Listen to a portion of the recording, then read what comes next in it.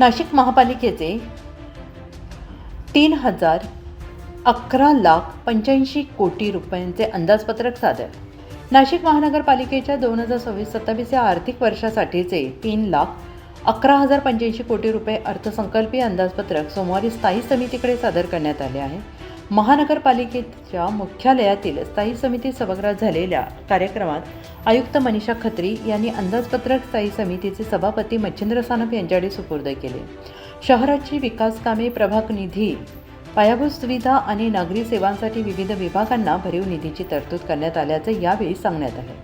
अंदाजपत्रकावर आता स्थायी समितीत सविस्तर चर्चा होणार आहे, तर त्यात आणखीन वाढ करून महासभेवर जाणार आहे.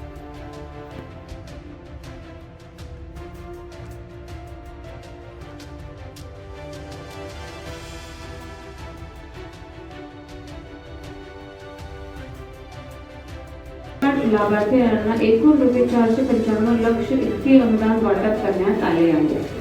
प्रधानमंत्री आवास योजना केंद्र शासनाने आधारित प्रधानमंत्री आवास योजनेची अंमलबजावणी मनपा क्षेत्रात करण्यात येत असून त्या अनुषंगाने घटक क्रमांक 1 अंतर्गत एकूण 167,250 रुपयाचे सर्वेक्षणानुसार आढळून येते.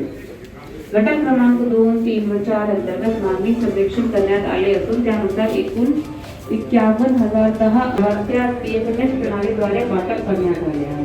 तसेच प्रधानमंत्री आवास योजना 2.0 ची मंजुरी मिळाली असून त्यांचे काम प्रगती पथावर आहे.